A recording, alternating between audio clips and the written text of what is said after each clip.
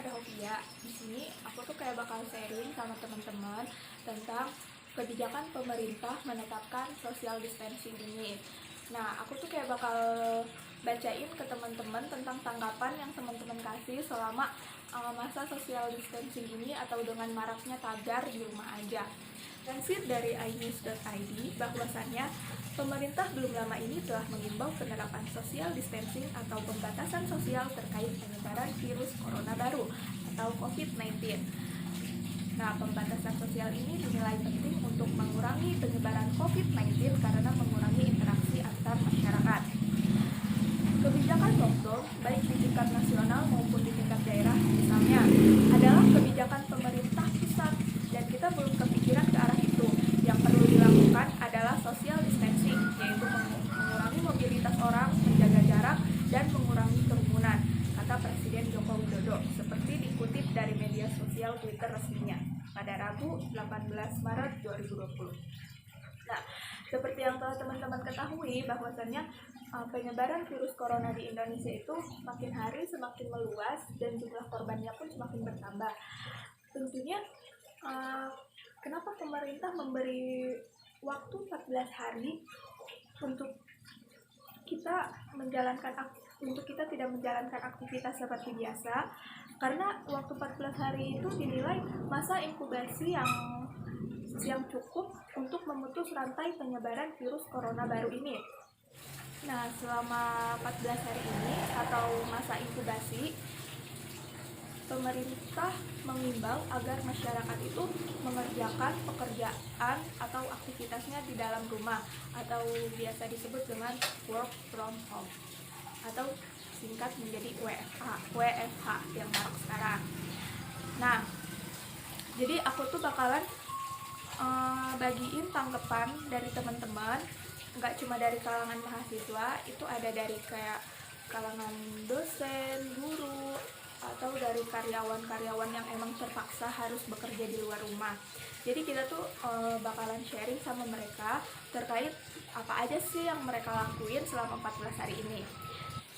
Nah, yang pertama itu ada dari Ibu Syarifah. Dia itu seorang guru sekolah dasar, yang mana kita ketahui kalau misalkan anak-anak SD itu nggak mungkin lah ya megang HP sementara mereka masih pada kecil-kecil. Seberapa efektifkah penerapan e-learning ini diterapkan di sekolah dasar? Nah, beliau mengatakan dalam keadaan situasi seperti ini pembelajaran menjadi tidak efektif. Banyak sekali kendala-kendala yang ibu dapatkan di lapangan. Nah, sebagai salah satu contohnya, jadi tidak semua anak atau orang tua yang mempunyai HP. Itu salah satu fasilitas yang kita gunakan untuk pembelajaran WFH. Minimal kita menggunakan WhatsApp group. Tugas yang sudah kita berikan timbal baliknya tengah malam ketika bapaknya pulang kerja karena HP-nya cuma satu. Jadi ya si murid-murid sekolah dasar ini bisa ngerjain tugasnya itu ya kalau misalkan bapaknya tuh udah pulang ke rumah. Jadi terpaksa murid-murid ini tuh kayak harus mengurangi waktu tidur mereka, yang biasa tidur misalkan jam 9 udah pada tidur, ini mereka jam 11 baru bisa tidur karena baru selesai mengerjakan tugas. Nah, yang kedua ada dari Firdi Reza Farabi.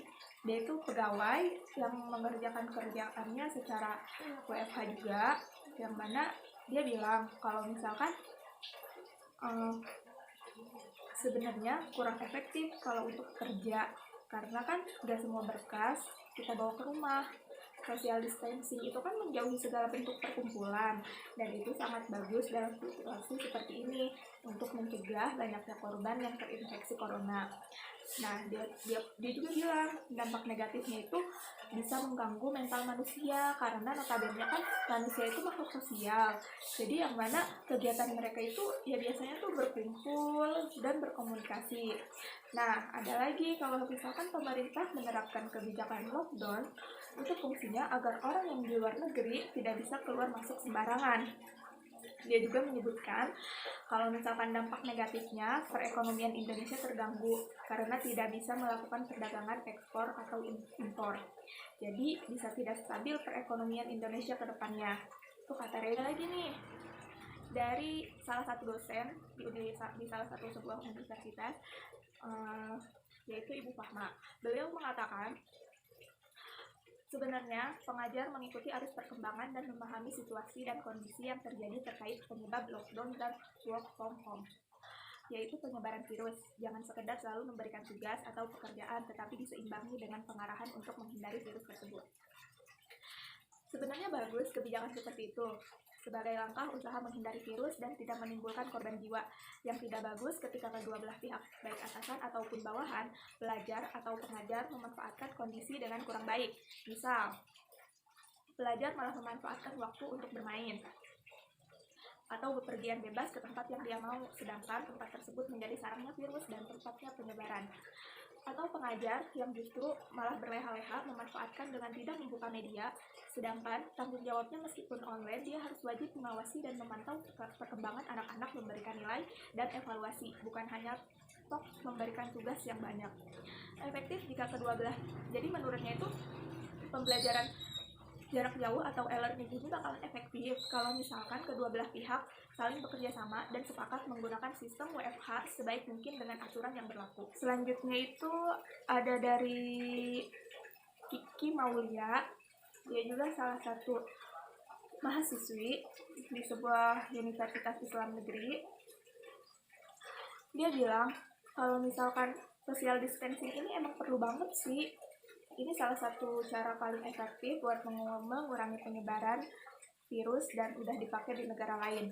Dan emang sebenarnya takut juga mau keluar gara-gara virus itu. Stay safe ya. Mohon maaf nih teman-teman, aku nggak bisa bacain tanggapan kalian semua, soalnya banyak banget tanggapan yang masuk. Sharing-sharing kita hari ini mungkin bisa kita lanjutkan di sharing-sharing selanjutnya. Dan mohon maaf apabila ada kesalahan. Semoga sharing-sharing yang aku berikan dan teman-teman kasih bisa bermanfaat bagi semuanya. Dan ingat, selalu stay safe dan selalu jaga kebersihan rumah, lingkungan, ataupun kebersihan diri. Kalau misalkan nggak penting-penting amat, lebih baik di rumah aja. Sekian dari saya. Assalamualaikum warahmatullahi wabarakatuh.